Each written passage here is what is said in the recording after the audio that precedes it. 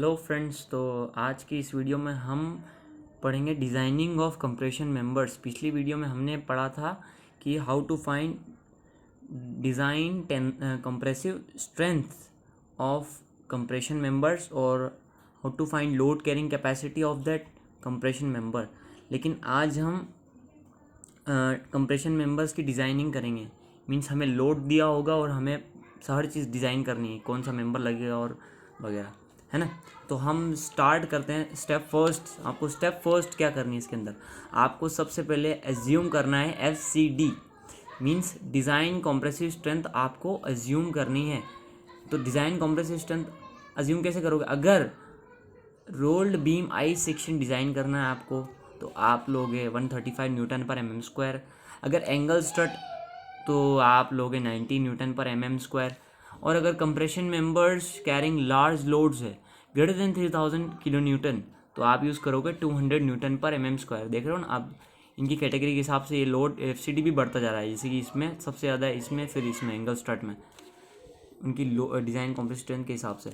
अब second step आप क्या करेंगे, वो FCD जो आपने निकाला उसकी मदद से आप निकालेंगे required area for compression member. तो कैलकुलेट रिक्वायर्ड एरिया। तो AC की वैल्यू क्या होगी? PD upon FCD।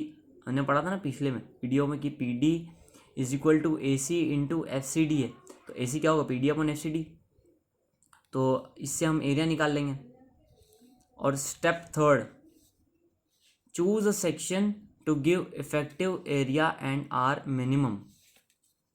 तो हमको ऐसा सेक्शन चूज़ करना है स्टील टेबल के अंदर से, इस एरिया से जो बढ़ के होना चाहिए। मीन्स अगर मान लो 2000 मिलीमीटर स्क्वायर आया तो हमको समथिंग 2300 या उससे प्लस में लेना है ताकि हम सेफ साइड में रहें। तो हमको ऐसा सेक्शन लेना है स्टील टेबल से to give effective area and r minimum, radius of gyration भी जिसका इफेक्टिव हो। तो अब स्टेप फोर्थ क्या करनी है, नोइंग द एंड कंडीशंस। अगर एंड कंडीशंस हमको दे रखी है, नहीं तो हमको खुद माननी पड़ेंगी। जैसे एंड कंडीशंस दी होती हैं क्वेश्चन में, जैसे कि फिक्स्ड है या हिंज्ड है, या फिर अगर फिक्स्ड हिंज नहीं दे रखा हो तो बोलेगा कि 2 बोल्ट यूज़ करें, हमने 1 बोल्ट किया, या वेल्डिंग कनेक्शन यूज़ है तो उसमें हमने निकाल लेंगे हम। और इफेक्टिव लेंथ निकालेंगे ना। अब स्टेप फिफ्थ में हम क्या करेंगे, इफेक्टिव लेंथ से हम क्या निकालते हैं? Slenderness ratio. तो हम फिफ्थ स्टेप में निकालेंगे स्लेंडरनेस रेशियो एंड फाइंड करेंगे PD लोड कैरिंग कैपेसिटी कितनी आ रही है।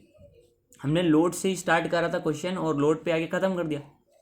हमको फिर लास्ट में चेक करना है कि ये वाला हमारा डिज़ाइन लोड से ज़्यादा आ रहा है कि नहीं आ रहा। अगर ज़्यादा ये आ रहा है तो हम करेक्ट सेफ साइड पे, अगर ये कम आ रहा है तो हमको डिज़ाइन वापस से करनी पड़ेगी।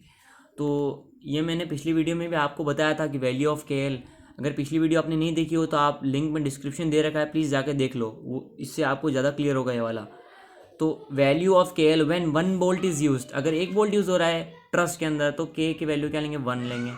2 और मोर बोल्ट यूज़ हो रहे थे, K की वैल्यू 0.85 और 0.85 L हो गया वो इफेक्टिव लेंथ। वेल्डेड कनेक्शन है तो 0.7 K की वैल्यू आएगी। ठीक है, तो हम करते हैं क्वेश्चन, इससे आपको क्लियर हो जाएगा। तो क्वेश्चन है हमारे पास, design a single strut connected to the gusset plate to carry 180 kilo newton factored load हमारे पास दे रखा 180 किलो न्यूटन का फैक्टर्ड हमको डिज़ाइन करना है ना कंप्रेशन मेंबर। तो the length of the strut between centre to centre connection is 3 metre और लेंथ हमको दे रखी 3 मीटर। तो ये स्ट्रट कौन सा मेंबर होता है? ये ट्रस का मेंबर होता है। ट्रस, किसी भी ट्रस का क्या मेंबर जो बोलते हैं स्ट्रट, तो वो हमेशा कंप्रेशन में होता है ना। तो हमको इसमें डिज़ाइन करना है कंप्रेशन मेंबर। तो हम स्टेप फर्स्ट देखेंगे। स्टेप फर्स्ट मैंने क्या बताया आपको एज्यूम करना है FCD design compressive strength assume करनी है आपको, क्या होगी? तो मैंने आपको बताया कि एंगल, अगर रोल्ड आई सेक्शन है तो आपको 135 न्यूटन पर mm स्क्वायर, और अगर एंगल स्ट्रट है तो आपको लेना 90। तो हमारा केस किससे मैच होता है? 90 वाले से। तो FCD क्या एज्यूम करना है आपको? 90 न्यूटन पर mm स्क्वायर, एंगल स्ट्रट है इसीलिए। अब स्टेप सेकंड में मैंने बताया इससे हम एरिया निकालेंगे। तो एरिया का फॉर्मूला क्या होता है? AC PD upon FCD। PD हमको क्वेश्चन में गिवन है 180 किलो न्यूटन, तो 180 इंटू 10⁻³ किलो न्यूटन का न्यूटन में करा अपॉन 90 FCD हो गया, तो 2000 मिलीमीटर स्क्वायर आया। अब मैंने आपको बताया एरिया आ गया। अब आपको लेनी है स्टील टेबल अपने हाथों में, और आपको इक्वल एंगल्स या अनइक्वल एंगल्स किसी में से भी आपको इससे बढ़कर कोई एक सेक्शन चूज़ करना है। तो मैंने यहाँ पे लिया है इक्वल एंगल्स खोल के 110, 120 12 mm की 12 mm थिकनेस वाला AC कितना है जिसका 2502 मिलीमीटर स्क्वायर।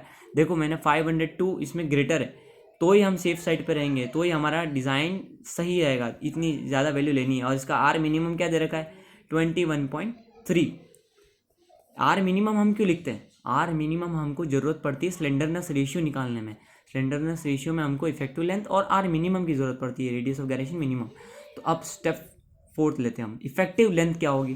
तो एन कंडीशंस के इंटू 3000, एन कंडीशन हमको दे नहीं रखी है क्वेश्चन में, तो हम कुछ भी एज्यूम कर सकते हैं कि एज्यूम कनेक्शन विद 2 बोल्ट्स या 1 बोल्ट्स या वेल्डेड कनेक्शन। तो मैंने एज्यूम किया है 2 बोल्ट्स। तो 2 बोल्ट्स के लिए मैंने बताया 0.85 होती है, तो अब लिख दो 0.85 मल्टीप्लाई 3000 तो 2550 हो गया। इफेक्टिव लेंथ आ गई। अब आपको क्या करना है, स्लेंडरनेस रेशियो निकालना है। स्टेप 5 में आप निकालेंगे स्लेंडरनेस रेशियो। क्या होता है वो KL/R मिनिमम। स्लेंडरनेस रेशियो से आप FCD की वैल्यू निकाल पाओगे, तभी आपको बकलिंग क्लास मालूम पड़ेगी और आप इफेक्टिव लेंथ की वैल्यू KL/R से निकाल पाओगे। तो KL/R मिनिमम क्या हो 2550/21.3 जो है 119.71।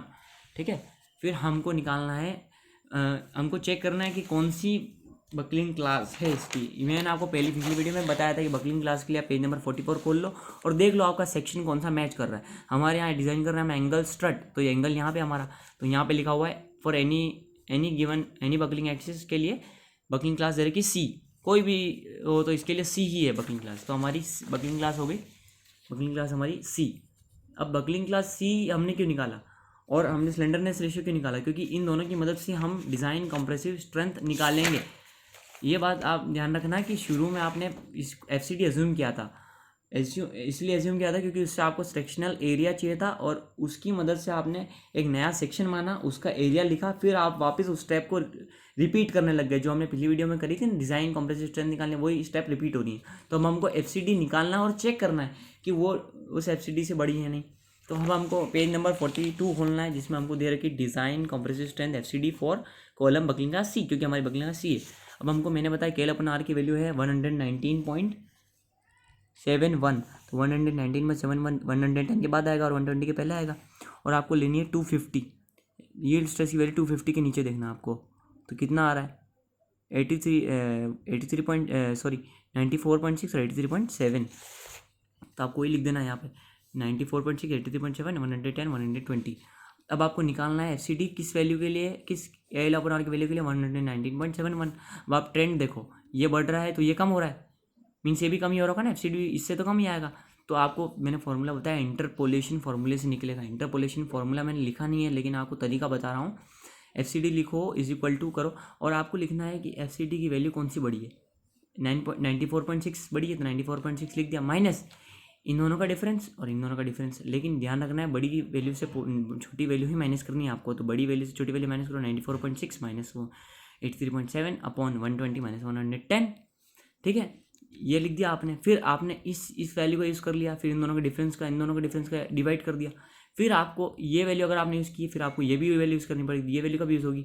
इस वैल्यू को इस वैल्यू में से घटाना है, ये वैल्यू का भी यूज़ करना पड़ेगा तभी तो FCD आएगा। तो ये वैल्यू को आने की, ये दोनों का डिफरेंस लिखा, मल्टीप्लाई किया 119.71 माइनस 110। ये इससे कितना बड़ा है वो लिख दिया 119.71 माइनस 110।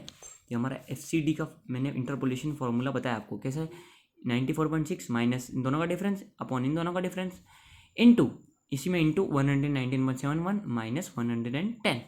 तो अब आपकी FCD क्या वैल्यू है 84.01 न्यूटन पर mm²। अब आपको निकालना है कि लोड कैरिंग कैपेसिटी क्या होगी इसकी, तो क्या होगी AC FCD। अब AC हमने निकाल रखा है, कितना ACD हमारा सेक्शनल एरिया उस एंगल के लिए 2502 मल्टीप्लाई आप कर दो FCD, तो 284.01 जो आएगा 208.28 न्यूटन, किलो न्यूटन में करा तो 210.20 किलो न्यूटन, जो हमारा डिज़ाइन लोड से, डिज़ाइन फैक्टर लोड से बड़ा है। देखो क्वेश्चन में हमारा क्या दे रखा 180 दे रखा ना, 180 के लोड के लिए आपको डिज़ाइन करना है कंप्रेशन मेंबर, लेकिन हमने यहाँ पे जो लोड कैरिंग कैपेसिटी निकाली वो निकाली 210.20 जो कि 180 से ज़्यादा है। तो हम सेफ साइड पे, मतलब हमारी डिज़ाइन करेक्ट है। ठीक है, तो ये हो गया हमारा डिज़ाइन का क्वेश्चन। तो अगर आपको वीडियो पसंद आई हो तो प्लीज़ लाइक करना और चैनल को सब्सक्राइब करना और कमेंट करके बताना कि कुछ समझ में नहीं आया हो या फिर कुछ गलती की हो मैंने। और अगर आपने पिछली वीडियो नहीं देखी है तो आप प्लीज़ लिंक डिस्क्रिप्शन में लिंक दे रखा है, वहाँ से जाके देख लो। और अगली वीडियो में हम और एक अच्छा न्यूमेरिकल देखेंगे जिससे आपको कंप्रेशन मेंबर में कोई दिक्कत नहीं आएगी। तो तब तक के लिए थैंक यू।